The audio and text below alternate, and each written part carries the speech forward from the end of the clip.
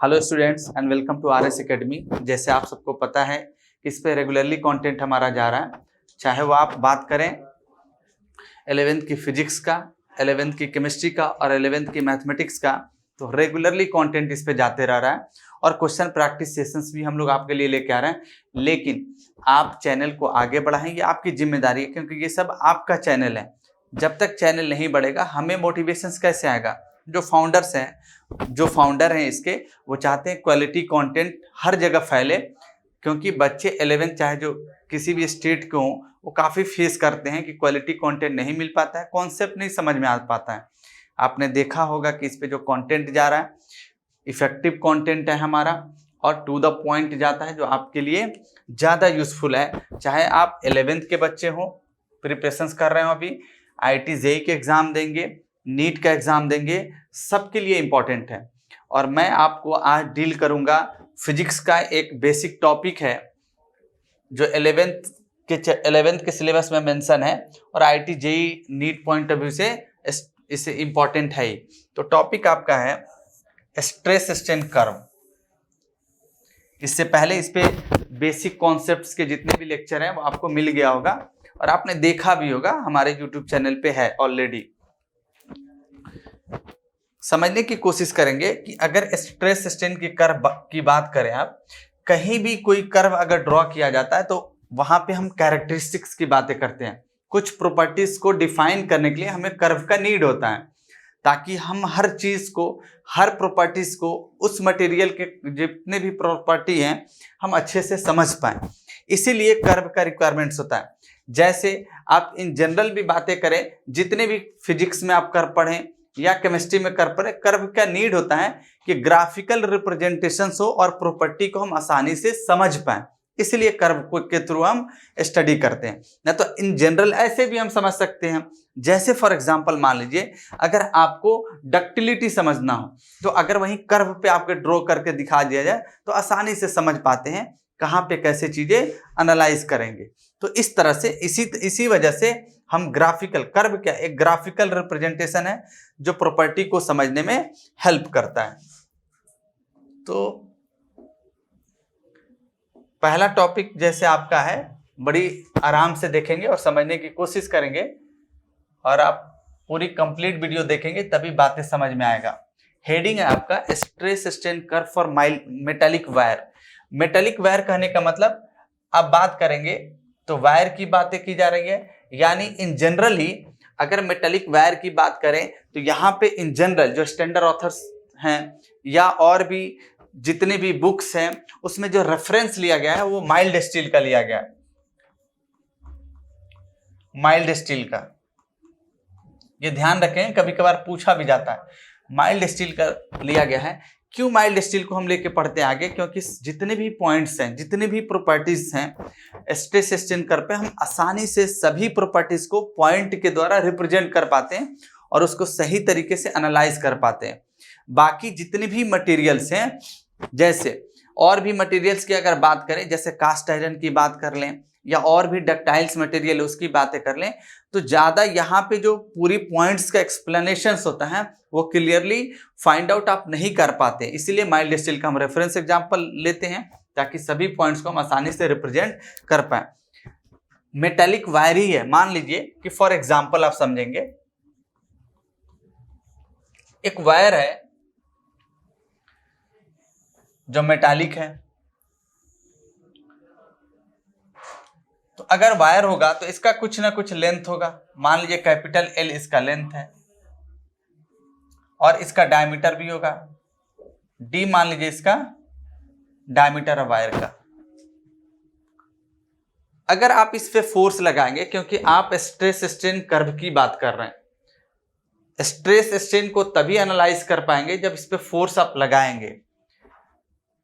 अगर आप फोर्स लगाएंगे तो इसके अंदर यही हो सकता है कि इसके अंदर डिफॉर्मेशन होगा। अगर डिफॉर्मेशन होगा तभी पॉसिबल है कि स्ट्रेन आए। सिंपल सी बात है। इसीलिए आइदर इसके लेंथ में चेंजेज आएगा या इसके डायमीटर में चेंजेज आएगा। ये डिपेंड करता है एप्लीकेशन ऑफ फोर्स पे। और इससे रिलेटेड स्ट्रेन आपने देखा होगा। तो आप यहां पे देखेंगे सबसे पहली बात कि जो पैरामीटर्स हम एनालाइज करने के लिए कंसीडर करते हैं स्ट्रेस स्ट्रेन कर्व को। सिंपल सी बात है, अगर आप फोर्स लगाएंगे और इन जनरल फोर्स को आप क्या कहते हैं, लोड कह सकते हैं। तो हमें जो पैरामीटर्स का रिक्वायरमेंट होता है, पहला आपका लोड होता है समझने के लिए। बेसिक जो फंडामेंटल पैरामीटर्स होगा एक्सप्लेनेशंस को एक्सप्लेन करने के लिए, वो क्या होगा, हमारा लोड होगा। And the second thing is, अगर आप फोर्स अप्लाई करेंगे तो we all know that the deformation पहले आता है, फिर जाके स्ट्रेस आता है। तो आप क्या कहेंगे, first load and the now second आपका क्या आएगा, इलोंगेशन आएगा। समझ में बात आ गया। चाहे वो मेटालिक रड हो या कोई भी रड हो, वहां पे आप लोड लगाएंगे और इलोंगेशंस के बेसिस पे ही आप आगे की कंसिडरेशंस को डिफाइन और आगे की पैरामीटर्स को सही से जस्टिफाई कर पाएंगे, जो भी इससे रिलेटेड पैरामीटर्स होंगे। तो लोड और इलोंगेशन, ये बातें याद रखना है कि स्ट्रेस स्ट्रेन कर्व को समझने के लिए हमें लोड एंड इलोंगेशंस को फाइंड आउट करना होता है, जिसके बेसिस पे चाहे वो आप थ्योरेटिकली फाइंड आउट कर लें या आप एक्सपेरिमेंटली फाइंड आउट कर लें, जिसके बेसिस पे हम सारे पॉइंट को नोटेड डाउन करेंगे। क्या इसके बेसिस पे ऐसे ऐसे चीजें हम फाइंड आउट करेंगे। चलिए आगे देखते हैं। मैं ड्रॉ करता हूं mild steel curve. Stress strain for MS का मतलब माइल्ड स्टील समझेंगे, ये भी एक मेटालिक रॉड ही है। अब आपका stress strain curve, we all know that हम स्ट्रेस को हमेशा वाई एक्सिस पे रिप्रेजेंट करते हैं और स्ट्रेन को एक्स एक्सिस पे। ये आपका स्ट्रेस है,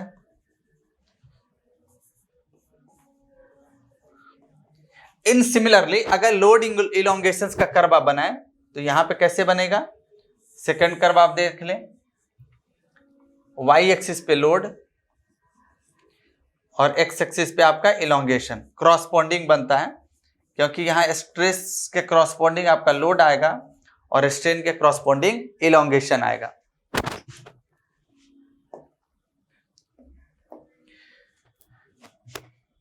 जैसे कुछ पॉइंट तक जो लोड होता है इलोंगेशंस के डायरेक्टली प्रोपोर्शनल होता है, लेकिन आप जानते हैं हर मटेरियल की अपनी स्ट्रेंथ होती है और स्ट्रेंथ क्या होता है, लोड रेसिस्ट करने की कैपेसिटी।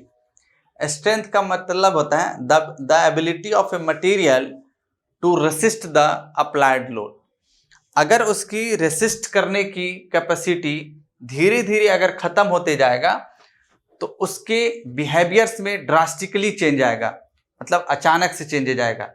जैसे फॉर एग्जांपल, इन आम तौर पे आप समझेंगे कि अगर आप अभी स्मूथली आप चल रहे हैं या आपका लाइफ स्मूथली चल रहा है, लेकिन अगर अचानक से आप पे इस तरह का अननेसेसरी प्रेशर आ जाए तो आपके बिहेवियर्स में उस टाइम पे, इसीलिए उस टाइम पे एक बहुत बड़ा ड्रास्टिकली चेंजेस आएगा।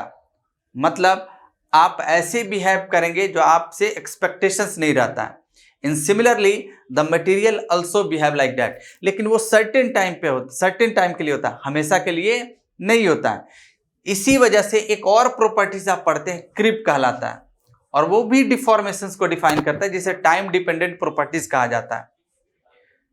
तो ये सारे यहीं से कॉन्सेप्ट आए हुए हैं कि एक टाइम के बाद ड्रास्टिकली मटेरियल्स के बिहेवियर में चेंजेज आएगा जब उसके अंदर का स्ट्रेंथ खत्म हो जाए। तो मान लीजिए कि एक ऐसा पॉइंट आया जहां पे जितना लोड बढ़ा उसके क्रॉसपोंडिंग इलोंगेशन आया, लेकिन एक पॉइंट के बाद उसकी स्ट्रेंथ धीरे धीरे रिड्यूस होना स्टार्ट होगा और फिर कर्व बनेगा आपका लाइक दैट। ऐसे कर्व बना क्योंकि वहां पे थोड़ा सा फ्लक्चुएशंस होता है लोड में, फिर उसके बाद जैसे ये कर्व बना उसके बाद ड्रास्टिकली चेंज होता है लाइक दैट। ये आपका स्ट्रेस स्ट्रेन कर्व हुआ। अब यहां पे माइल्ड स्टील है, ये मैं लिख देता हूं यहां पे ये माइल्ड स्टील है और डक्टाइल मटेरियल है। जैसे आप यहां पे देखेंगे तो आपने देखा एक ये फेज आपका बना जहां पे स्ट्रेस और स्ट्रेन के बीच रिलेशन आप देख सकते हैं, या लोड एंड इलोंगेशन के बेसिस पे। अब आप यहां बताइए, अगर मैं ये ड्रॉ कर दूं तो आप क्या कहेंगे, यही पॉइंट है। लोड और इलोंगेशन मैंने सिर्फ इस पहले फेज को ट्रेस किया है। एक आपका ये फेज बना और थर्ड फेज आपका ये बना।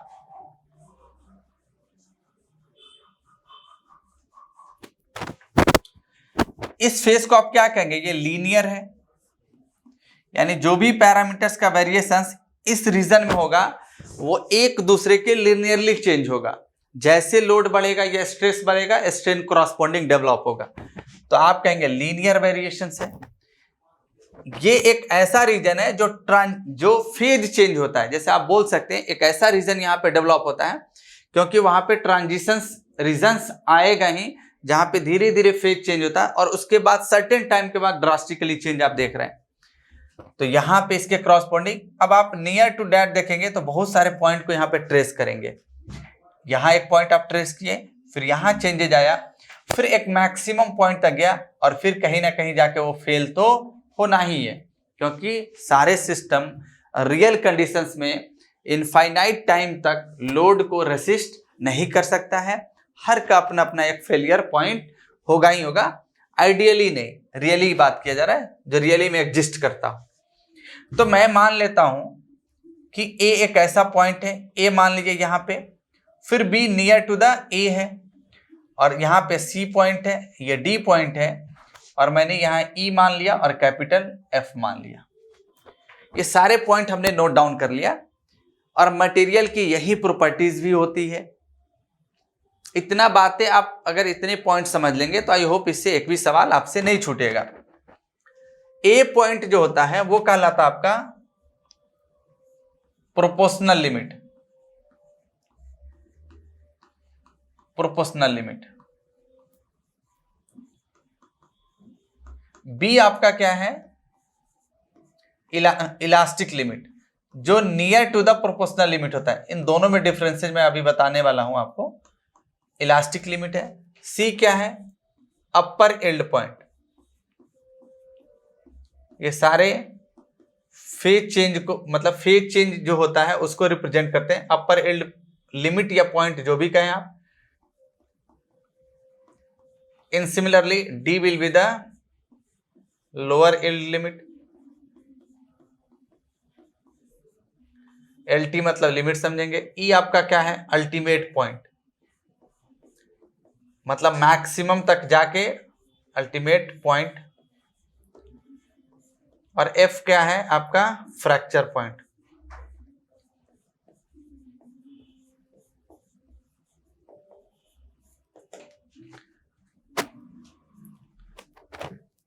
फ्रैक्चर पॉइंट है। ये सारे पॉइंट्स जो हैं आपने यहाँ पे ट्रेस किया, ये सभी प्रॉपर्टीज को रिप्रेजेंट करेंगे। वो कैसे, हम समझने की कोशिश करेंगे। इन जनरली आम तौर पे आप समझेंगे कि अगर ए पॉइंट के बीच, अगर ए पॉइंट तक आप ट्रेस करेंगे तो यहाँ पे स्ट्रेस डायरेक्टली प्रोपोर्शनल क्या होता है, स्ट्रेन होता है। प्रोपोर्शनल लिमिट तक आप कहेंगे at the point A, at point A आप क्या कहेंगे, स्ट्रेस डायरेक्टली प्रोपोर्शनल स्ट्रेन होता है। या सिमिलरली लोड के बेसिस पे आप बोल सकते हैं the load is directly proportional to the elongation और डिफॉर्मेशन। और आपने सुना होगा हुक्स लॉ, जो मैकेनिकल प्रॉपर्टीज ऑफ सॉलिड को डिफाइन करने में काफी हेल्प करता है। हुक्स लॉ, फेमस साइंटिस्ट हैं ये, इन्होंने ये रिलेशन एस्टैब्लिश किया था। इनका कहना क्या था कि अगर किसी मटेरियल में डिफॉर्मेशंस हो और वो किसी पॉइंट तक लीनियर डिफॉर्मेशन होगा तो स्ट्रेस डायरेक्टली प्रोपोर्शनल स्ट्रेन होगा या लोड डायरेक्टली प्रोपोर्शनल इलोंगेशन होगा। और इनके बीच जो स्लोप बनेगा, यहाँ पे इनके बीच जो एंगल बनेगा वो बताएगा स्लोप को। मान लीजिए कि यहाँ पे मैं अभी बताता हूँ, ये थीटा आपका एंगल है, तो ये एंगल किसके लिए वैलिड है, द ओनली लीनियर रीजन के लिए। बाकी किसी भी रीजन के लिए एंगल ऑफ स्लोप वैलिड नहीं है। तो इसी के बिहार पे जो आप कैपिटल ई निकालते हैं, एक तरह से जो मॉड्यूलस ऑफ इलास्टिसिटी की बात करते हैं या यंग्स मॉड्यूलस की बात करते हैं, वो क्या होता है? मटेरियल की प्रॉपर्टी होता है। वो किसी लोड और इलोंगेशन पे डिपेंड नहीं करता है, वो मटेरियल की प्रॉपर्टीज पे डिपेंड करता है। अगर मटेरियल की कैरेक्टरिस्टिक्स में चेंजेज आएगा तब जाके वैल्यू ऑफ ई चेंज होगा। फॉर एग्जांपल, मान लें कि एक कॉपर रड हो, ए एक कॉपर रड है जिसका लेंथ 1 मीटर है, बी अनदर कॉपर रड है जिसका लेंथ 2 मीटर है। अगर आपसे पूछा जाए कि इसके मॉड्यूलस ऑफ इलास्टिसिटी या यंग्स मॉड्यूलस में क्या डिफरेंसेज है, तो आप कहेंगे ये दोनों सेम मटेरियल का बना हुआ है चाहे इसकी लेंथ कुछ भी हो जाए, मटेरियल की प्रॉपर्टी चेंज नहीं होता है। मटेरियल की प्रॉपर्टीज तभी चेंज हो सकता है या मॉड्यूलस ऑफ इलास्टिसिटी की वैल्यू, जैसे उसमें कुछ इंप्योरिटीज को ऐड कर दें या टेम्परेचर को आप बढ़ा दें। यानी फेज चेंज होगा तभी चेंज आप कर सकते हैं, नॉर्मली ऐसे चेंजेस नहीं आता है। ये पॉइंट रहा। लेकिन अगर आमतौर पे आप बात करें तो बी भी एक डिफाइनेबल लिमिट है जिसे आप इलास्टिक लिमिट कहते हैं। अगर प्रोपोर्शनल, एक्चुअल में प्रोपोर्शनल लिमिट होता है, लेकिन इलास्टिक लिमिट तक भी हुक्स लॉ वैलिड होता है, क्योंकि ए और बी काफी क्लोज पॉइंट होते हैं। जब आप माइक्रोस्कोपिक लेवल पे देखेंगे तभी इन दोनों पॉइंट को डिस्टिंग्विश कर पाएंगे, अदरवाइज ऐसे डिफरेंशिएट आप नहीं कर सकते हैं, because both are very near to each other. तो बी जो आपका होता है इलास्टिक लिमिट होता है, और इलास्टिक लिमिट तक भी हुक्स लॉ वैलिड है इन द जनरल वे। दो तरह से डेफिनेशंस दिया गया है कि in the general way it is valid up to the elastic limit, but in the actual condition और द प्रैक्टिकल वे, जहां पे एक एक चीज को ध्यान में रखा जाता है, तो only the proportional limit. I hope आपको समझ में आ जाएगा। C is the upper yield point and D is the lower yield point. ये बताता है डिजाइन क्राइटेरिया को। और बाकी E क्या है आपका, मैंने यहां पर दिया है अल्टीमेट पॉइंट है, जहां पे मैक्सिमम स्ट्रेस और स्ट्रेन के बीच रिलेशन एग्जिस्ट करेगा और उसके बाद ड्रास्टिकली चेंजेज आएगा।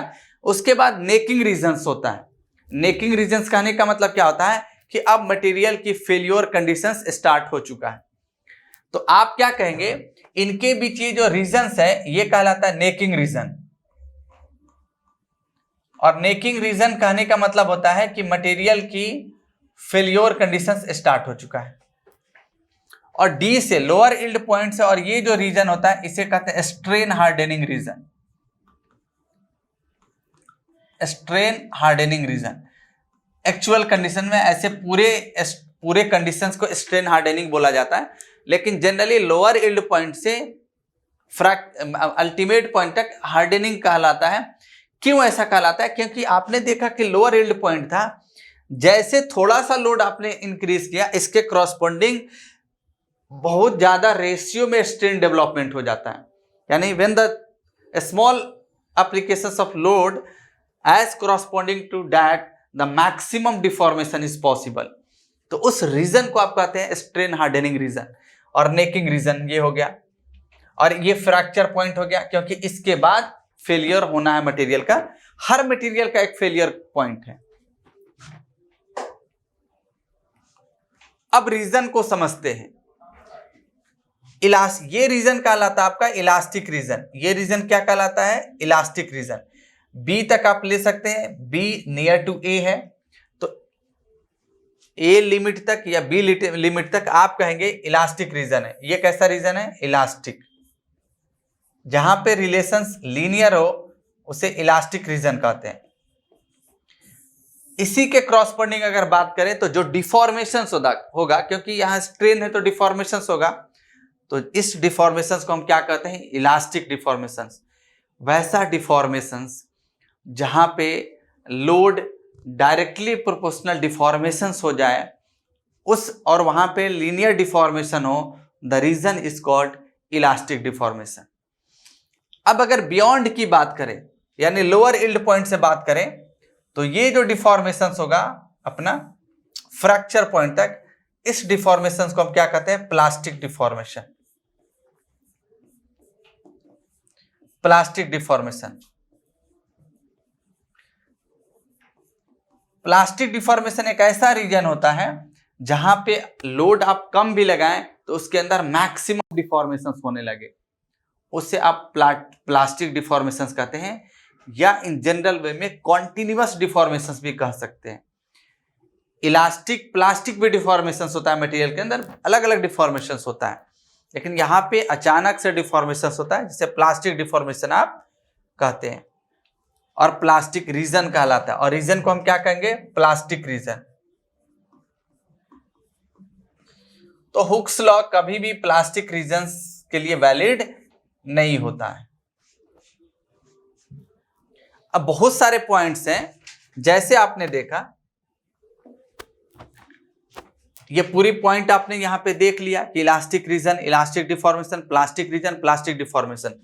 अब कोई मटेरियल इलास्टिक रीजन तक, इलास्टिक पॉइंट तक डिफॉर्म हो तो लोड हटाने के बाद वो अपने शेप को रिगेन कर लेता है, लेकिन अगर उसके अंदर प्लास्टिक डिफॉर्मेशन हो गया तो वो अपने शेप को रिगेन कभी भी नहीं कर सकता है।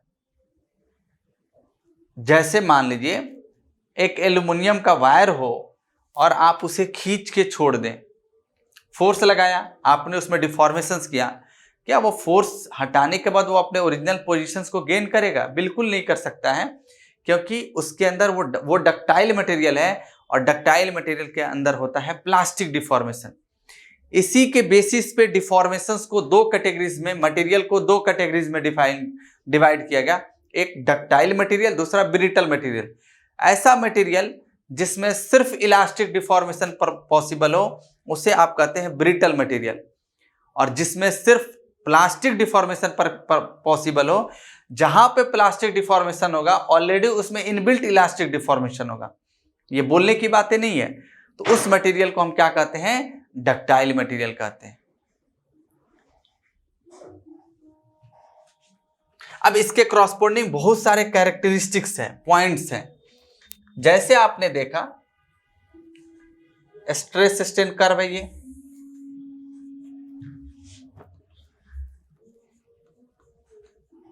स्ट्रेस स्ट्रेन कर्व,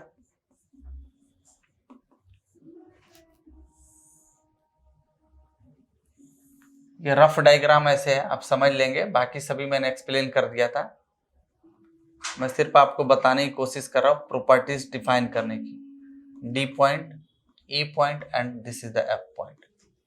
अब आपको समझ में आ गया कि इलास्टिक रीजन, प्लास्टिक रीजन। अगर आप स्ट्रेन की बात करते हैं, या लोड एंड इलोंगेशंस की बात करते हैं, यानी फोर्स की बातें करें, और फोर्स के क्रॉसपोंडिंग अगर मटेरियल के अंदर मूवमेंट हो जाए, डिफॉर्मेशंस क्या है? अब मटेरियल की पार्टिकल्स अपने पोजीशंस को चेंज कर रहा है। दो टर्म आप याद रखेंगे, एक होता है डिस्प्लेसमेंट, दूसरा होता है डिफॉर्मेशंस। इन दोनों में काफी डिफरेंसेस है, हमें नहीं पता रहता है, लेकिन काफी अंतर है कि अगर किसी बॉडी पे आप फोर्स लगा रहे हैं तो वो अगर अपने relative positions of the particle को चेंज नहीं करता है, लेकिन उसके अंदर मोशंस होता है, वो कहलाता है डिस्प्लेसमेंट। और डिफॉर्मेशंस क्या कहलाता है? कि relative positions of the particle change होने लगे, एप्लीकेशन ऑफ फोर्स के पोजीशन के साथ साथ relative position of the particle भी चेंज हो, तो वहां डिफॉर्मेशंस कहलाता है। सभी डिफॉर्मेबल बॉडी डिस्प्लेस बॉडी के अंदर कंसिडरेबल हैं, लेकिन सारे डिस्प्लेस कभी भी डिस्प्लेस बॉडी डिफॉर्मेबल बॉडी नहीं बन सकता है। इस बातों को आपको ध्यान में रखना है। अब इसके क्रॉसपोंडिंग में बताता हूं, अगर आप यहां पे बात कर रहे हैं कि लोड होगा, डिफॉर्मेशंस होगा, मोशंस होगा, मूवमेंट होगा मटेरियल का, तो इसके क्रॉसपोंडिंग पावर भी डेवलप होगा, वर्क भी डेवलप होगा, एनर्जी भी डेवलप होगा। तो इन सिंपली यहां हम एनर्जी की बात करते हैं, वर्क की बात करते हैं। जैसे बहुत सारे क्वेश्चन इससे पूछे जाते हैं, आपने देखा स्ट्रेन एनर्जी की बात करते हैं, और वो स्ट्रेन एनर्जी कहां तक आप एग्जिस्ट करेगा उसकी बातें करते हैं। तो एनर्जी के क्रॉसपोंडिंग हम कुछ बातें कर लेते हैं इसमें।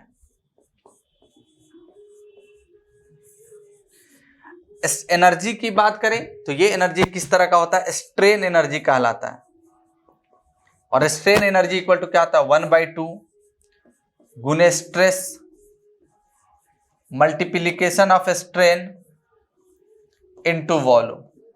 ये ध्यान रखना है आपको रिलेशन। ये आपका एक रिलेशन निकल गया। अगर आपने स्ट्रेन एनर्जी की बात की, एनर्जी की बात की, तो क्रॉसपोंडिंग पॉइंट, जितने भी पॉइंट्स आपने ट्रेस किए हैं सभी के क्रॉसपोंडिंग एनर्जी डेवलप होगा, लेकिन उसके अलग अलग मायने होंगे, अलग अलग मीनिंग होगा। जैसे अगर इस पॉइंट, क्योंकि आप कर्व की बातें करते हैं तो इसी में वो सारे एक्सप्लेनेशन देखा जा सकता है। अगर ये इलास्टिक पॉइंट तक या प्रोपोर्शनल लिमिट तक, जनरल हम बातें कर रहे हैं, अगर एनर्जी स्टोर्ड हो जाए तो उस एनर्जी को आप कहते हैं रेजिलियंस।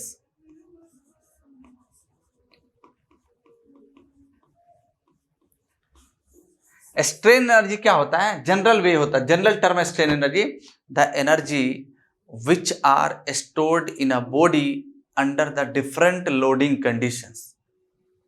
डिफरेंट लोडिंग कंडीशंस के अनुसार अगर किसी बॉडी में एनर्जी डेवलप हो जाता है तो उस एनर्जी को आप कहते हैं स्ट्रेन एनर्जी। अगर वह स्ट्रेन एनर्जी प्रोपोर्शनल लिमिट तक स्टोर हो जाए, इलास्टिक पॉइंट तक स्टोर हो जाए, तो उसे आप कहते हैं रेजिलियंस। रेजिलियंस प्रॉपर्टी होता है मटेरियल का जिसमें एनर्जी स्टोर्ड होता है up to the elastic point और प्रोपोर्शनल लिमिट। लेकिन अब ये एनर्जी मिनिमम होगा या मैक्सिमम होगा? हो सकता है कि यहां एनर्जी मिनिमम हो, इन जनरल वो रेजिलियंस कहलाएगा। लेकिन जो स्ट्रेन एनर्जी इलास्टिक पॉइंट और प्रोपोर्शनल लिमिट तक मैक्सिमम स्टोर्ड हो जाए, जैसे आप ब्रिटल मटेरियल की बात करेंगे तो जो एनर्जी होता है लोडिंग के अनुसार वो मैक्सिमम इलास्टिक पॉइंट तक ही होता है, तो वो कहलाता है proof of resilience. The energy which are stored in a body but the energy will be maximum up to the elastic limit, उसे हम कहते हैं proof resilience. Proof resilience simple सी बात है। रेजिलियंस आप क्लियर हो गए, प्रूफ रेजिलियंस क्लियर हो गए। दूसरा एनर्जी कहलाता है आपका, इसमें और भी प्रॉपर्टी, जैसे ये अल्टीमेट पॉइंट के क्रॉसपोंडिंग जो स्ट्रेस डेवलप होता है उसे अल्टीमेट स्ट्रेस कहते हैं। इल्ड पॉइंट के क्रॉसपोंडिंग जो स्ट्रेस डेवलप होता है उसे इल्ड स्ट्रेस कहते हैं। दूसरा आपका है फ्रैक्चर पॉइंट। अगर किसी बॉडी के अंदर एनर्जी फ्रैक्चर पॉइंट तक स्टोर्ड हो जाए, यहां तक स्टोर्ड हो जाए, और आपने ऐसे कर्व को ट्रेस कर लिया लाइक दैट, पूरी कर्व को, तो ये कहलाता है टफनेस। टफनेस, द एनर्जी और strain energy stored up to the fracture point is called toughness. और रेजिलियंस कहां तक होता है? Only the elastic point. ये वाला जो रीजन होगा आपका, वो ये सिर्फ रीजन मैं यहां पे बताता हूं, इस रीजन को सिर्फ हम कहते हैं रेजिलियंस रीजन, और फ्रैक्चर पॉइंट को हम कहते हैं टफनेस रीजन। तो इससे कंसर्न और भी सारे प्रॉपर्टीज हैं, उसको हम लोग आगे समझने की कोशिश करते हैं। जैसे मैथमेटिकल इक्वेशंस को अगर आपको डिराइव करना हो, डिटरमाइन करना हो, क्यों आप डिराइव करते हैं मैथमेटिकल इक्वेशन या मैथमेटिकल रिलेशंस को क्यों पढ़ते हैं? क्योंकि आपको न्यूमेरिकल्स भी सॉल्व करने हैं, न्यूमेरिकल अप्रोच से आपको पढ़ने होते हैं। तो यहां पे हेडिंग है determinations of Young's modulus of the material of a wire. Young's modulus को मॉडुलस ऑफ इलास्टिसिटी भी कहा जाता है।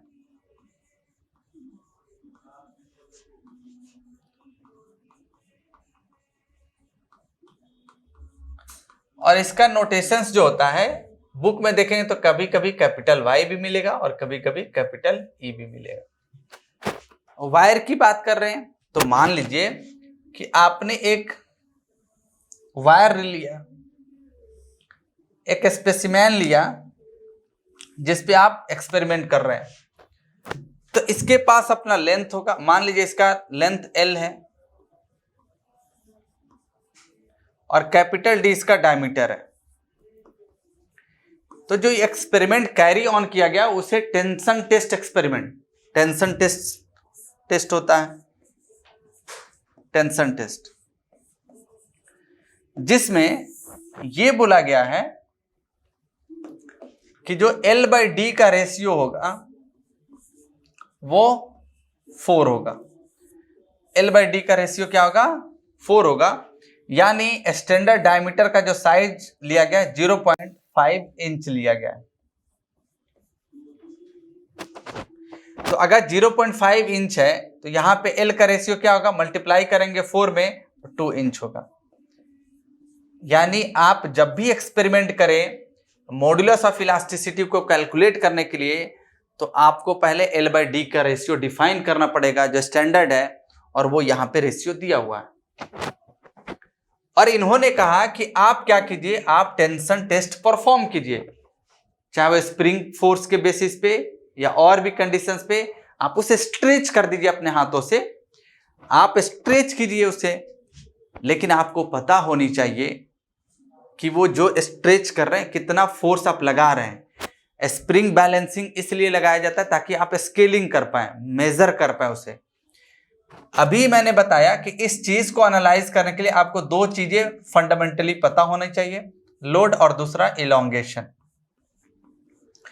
हमें इसी के बेसिस पे फाइंड आउट करना होता है। तो आपको पता होगा कि लोड कितना लग रहा है और इसके करस्पॉन्डिंग डिफॉर्मेशन कितना हो रहा है, उसे आप मेजर कर लें।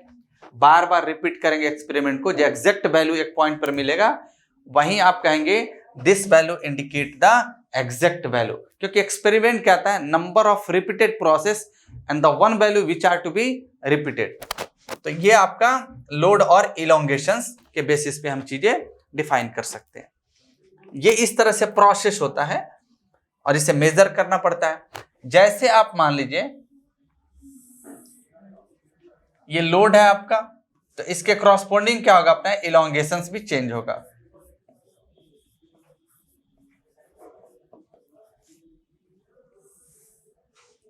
लोड है और इसके करस्पॉन्डिंग क्या होगा, इलोंगेशंस चेंज होगा।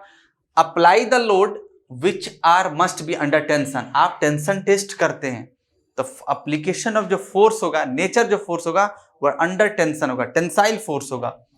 पहले प्राइमरी पैरामीटर्स क्या होगा, लोड होगा, और उसके सेकेंडरी करस्पॉन्डिंग जो चीजें डेवलप होगा उसे आप डिफॉर्मेशंस या इलोंगेशंस कहते हैं। आप दोनों को मेजर करेंगे और आप कहते हैं कि एक पॉइंट, एक ऐसा पॉइंट आएगा जहां पे इन दोनों के बीच लीनियर रिलेशंस एग्जिस्ट करेगा, जैसे इससे पहले आपने देखा, जिसे इलास्टिक पॉइंट कहेंगे, बाद में उसे प्रोपोर्शनल लिमिट कहा गया। और आप कहते हैं load is directly proportional to elongation. कब? इस पॉइंट तक, क्योंकि यही पॉइंट तक ये डिफाइनेबल है और इनके बीच कुछ ना कुछ एंगल बनेगा। तो आप मान लीजिए कि अगर यहां से tan थीटा आपका क्या कहलाएगा, स्लोप कहलाएगा इसके बीच। और आप जानते हैं स्ट्रेस इसके करस्पॉन्डिंग डायरेक्टली प्रोपोर्शनल क्या होगा, स्ट्रेन होगा। टेंशन टेस्ट है तो टेंसाइल फोर्स है तो नॉर्मल फोर्स ही होता है, नेचर उसका टेंसाइल है। तो यहाँ स्ट्रेस इक्वल टू आप लिख सकते हैं एक प्रोपोर्शनलिटी कांस्टेंट E, और यहां से E इक्वल टू लिखते हैं सिग्मा बाई स्ट्रेन। यानी कैसे आता है, इससे पहले वाले वीडियो में ऑलरेडी एक्सप्लेन है। तो यहाँ पे आप कह सकते हैं मॉड्यूलस ऑफ इलास्टिसिटी क्या होता है, ratio of stress to the ratio of strain, but the nature is tensile nature इसमें होगा, और नॉर्मल बिहेवियर्स होता है। फोर्स यहाँ नॉर्मल स्ट्रेस भी होगा, नॉर्मल स्ट्रेन भी होगा, क्योंकि फोर्स का नेचर नॉर्मल है। इसी E को आप कहते हैं मॉड्यूलस ऑफ इलास्टिसिटी और Young's modulus, and this is the property of material. ये लोड के वजह से अपने प्रॉपर्टी को चेंज नहीं करता है, सिंपल सी बात है। तो आई होप आपको ये समझ में आ जाएगा। और जनरली एक डिफॉर्मेशंस का जो इक्वेशंस होता है, डेल एल इक्वल टू आप लिखते हैं PL बाई AE, जहां P क्या है, अप्लाइड लोड है, L क्या है, लेंथ ऑफ द स्पेसिमेन है, A आप डायमीटर ऑफ स्पेसिमेन है उसके बिहाफ पर पता कर सकते हैं, और E मटेरियल की प्रॉपर्टी है जिसके वजह से आप मैथमेटिकली डिफॉर्मेशन कैलकुलेट कर सकते हैं। या आप यहां से डिफॉर्मेशन अगर आप कैलकुलेट कर लें तो E इक्वल टू आप PL by A into del L लिख सकते हैं, बिल्कुल लिख सकते हैं। यही कैलकुलेशंस कहलाता है determinations of Young's modulus of wire. P जो लोड आप अप्लाई कर रहे हैं वो आपको पता है, लेंथ आपको पता है, डायमीटर पता है, एरिया निकाल लेंगे, सिर्फ आपको डिफॉर्मेशंस मेजर करने होते हैं, जो स्केल पे आप मेजर करके वैल्यू पुट करेंगे निकल जाएगा आपका। ठीक है, तो इस तरह से आप मैथमेटिकली इन चीज को आप समझ सकते हैं। ये मैथमेटिकली है और ये पूरी क्या है, एक्सपेरिमेंटल चीजें है। अब इसमें classifications of material on the basis of stress strain curve. कुछ मटेरियल को क्लासिफाई किया गया स्ट्रेस स्ट्रेन बेसिस पे, जैसे डक्टाइल मटेरियल। अभी आपने देखा कि माइल्ड स्टील क्या है, एक डक्टाइल मटेरियल है। यह एक डक्टाइल मटेरियल है। सिंपली बात है कि अगर फोर्स आप अप्लाई करेंगे तो क्रॉसपोंडिंग जो होगा उसमें लार्ज डिफॉर्मेशंस होगा, लार्ज प्लास्टिक डिफॉर्मेशंस होगा। इन सिंपली अगर माइल्ड स्टील आप बात करेंगे, ये स्ट्रेस है और ये स्ट्रेन है।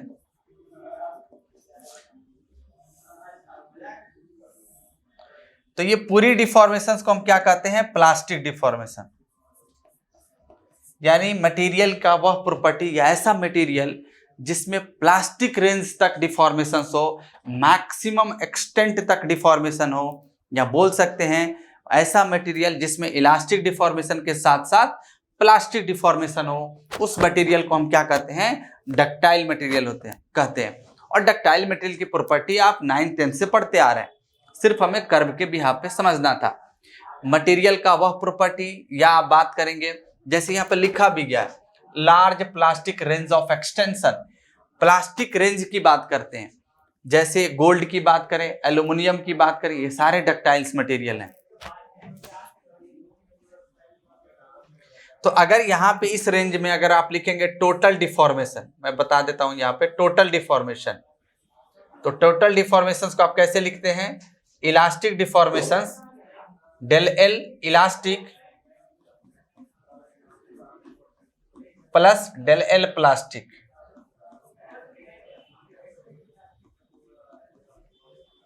ये आपका रिलेशन एग्जिस्ट किया। दूसरा कंडीशन है ब्रिटल मटेरियल, ऐसा मटेरियल जिसमें स्मॉल प्लास्टिक डिफॉर्मेशंस हो, small range of plastic deformations हो, और इन जनरल आप कहेंगे ऐसा मटेरियल जिसमें सिर्फ इलास्टिक डिफॉर्मेशन हो, उस मटेरियल को ब्रिटल मटेरियल कहा जाता है। जैसे आप स्ट्रेस स्ट्रेन डायग्राम ड्रॉ कर लें, या strain diagram draw, load elongation diagram. जैसे आपने देखा, जैसे यहां मटेरियल आप देख रहे हैं, तो इस तरह के कंडीशन से ये फेल हो रहा है near to the elastic point, और नियर टू द, ये इलास्टिक पॉइंट है और ये प्रोपोर्शनल लिमिट है ए। तो ये near to the elastic limit क्या करेगा, ये फेल कर जाएगा, और आप यहां पे देख रहे हैं the only elastic deformation is here. यानी ब्रिटल मटेरियल के अंदर कभी भी प्लास्टिक डिफॉर्मेशंस नहीं हो सकता है। जैसे बेस्ट एग्जांपल है कास्ट आयरन। अगर आपसे पूछा जाए कि फ्रैक्चर पॉइंट ब्रिटल मटेरियल के लिए कहां पे होता है, तो आप कहेंगे near to the elastic point. Fracture point और इलास्टिक पॉइंट एक ही पेर को एग्जिस्ट करते हैं इन एक्चुअल कंडीशंस में, लेकिन अगर आइडियली बात करें तो थोड़ा सा डिफरेंसेस होता है इन दोनों में। और जो रेजिलेंस का वैल्यू होता है वही टफनेस कहलाता है ब्रिटल मटेरियल के केस में। आपसे पूछा जाए टफनेस कहां पे है, तो आप कहेंगे the value of resilience must be equal to the toughness in the case of brittle material. लेकिन डक्टाइल के केस में दोनों अलग अलग होता है, क्योंकि ये पॉइंट्स का खेल है। इसीलिए मैंने पहले ही स्टार्टिंग में बोला कि हम सिर्फ कर्व की बातें इसीलिए करते हैं ताकि सभी पॉइंट को हम उसके प्रॉपर्टी को अच्छे से समझ पाए। ब्रिटल मटेरियल हुआ। अगला है malleability. Malleability is the property of material. बाकी डेफिनेशन लिखा हुआ है, आप समझ ही जाएंगे। जो एक्स्ट्रा बातें मैं बता देता हूं। प्रॉपर्टी ऑफ मटेरियल क्या कहता है ये, कि अगर आप ये under the compressive force define है, ये भी आप ध्यान लें, compressive force under the compression. और मैलिएबिलिटी, मैलिएबल कहने का मतलब होता है कि एक ग्लास को thin sheet, glass is the best example of malleable material, क्योंकि आप क्या करते हैं, मैक्सिमम कंप्रेसिव फोर्स लगा के उसे थीन शीट में कन्वर्ट करते हैं। जैसे ग्लास का आप शेप देखेंगे तो उसका शीट कितना थीन होता है, तो वो सारे कैसे बनते हैं, मैलिएबिलिटी प्रोसेस से। तो it is the property by virtue of which the material can be converted into the thin sheet. यानी मैलिएबिलिटी प्रॉपर्टी का वह मटेरियल है जिसमें under the compressive force we are try to convert into the thin sheet. ये tension के अंदर define नहीं होता है, तो ये मैलिएबल मटेरियल होता है, कंप्रेसिव है। इसीलिए आपका इसका कर्व देखेंगे तो इसका कर्व सेम होता है लेकिन थर्ड क्वाड्रेंट में बनता है, लाइक दैट। थोड़ा सा आप देख लेंगे कर्व, जैसे इसका इलास्टिक पॉइंट होगा और यहाँ पे plastic point.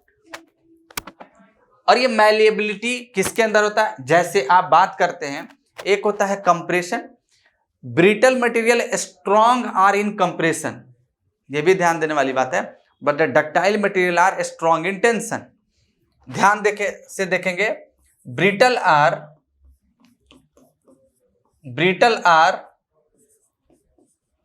Strong in tension,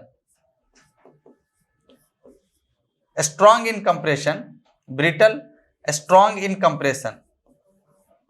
इसीलिए आप इसे अगर टेंसाइल फोर्स आपने लगा दिया इस पे मैलिएबल में तो ये फेल कर जाएगा, तो इसीलिए बोलता है brittle are strong in compression, now the ductile are strong in tension. जैसे एक एल्युमिनियम वायर को मैक्सिमम एक्सटेंट तक खींचिए, स्ट्रॉन्ग इन टेंशन। तो ये सारे पॉइंट आपको याद रखने हैं। Elastomer, the material which can be elastically stretched to the large values of strain are called elastomer. Plastic deformation तो मैक्सिमम पॉसिबल है, लेकिन ये मटेरियल कभी भी हुक्स लॉ को फॉलो नहीं करता है। जैसे रबर एक इलास्टिक मटेरियल, इलास्टोमर्स है, और जैसे ह्यूमन टिश्यू है वो भी एक इलास्टोमर मटेरियल्स है। डिफॉर्मेशंस तो होता है लेकिन वो कभी भी हुक्स लॉ को वैलिड फॉलो नहीं करता है, क्योंकि रबर पे भी आप फोर्स लगाएंगे, जैसे rubber is the best example, आप फोर्स लगाएंगे तो इसके अंदर डिफॉर्मेशंस तो होता है, और डिफॉर्मेशंस के बाद अगर लोड आप रिमूव करते हैं तो अपने ओरिजिनल शेप को रिगेन कर लेता है, लेकिन वो जो रिगेनिंग का जो शेप होता है वो लीनियर शेप नहीं होता है, वो आपका कर्व बन जाता है। और कर्व कैसा बनता है, पैराबोलिक कर्व बनता है।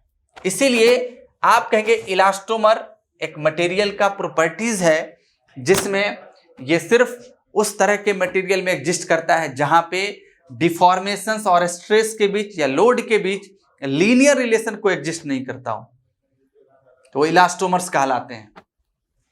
जैसे रबर टिश्यूज की बात करें, रबर की आप बात कर लें, आप बार बार रबर को खींचिए तो उसकी इलास्टिसिटी क्या होगा, कुछ पॉइंट के बाद धीरे धीरे खोते जाएगा, तो इसीलिए इलास्टोमर कहलाता है। थैंक यू फॉर वाचिंग, और बाकी फिर मिलेंगे अगले सेशन में और पूरी डिटेल से समझने की कोशिश करेंगे।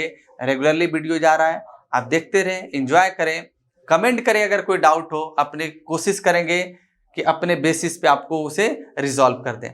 Thank you for watching.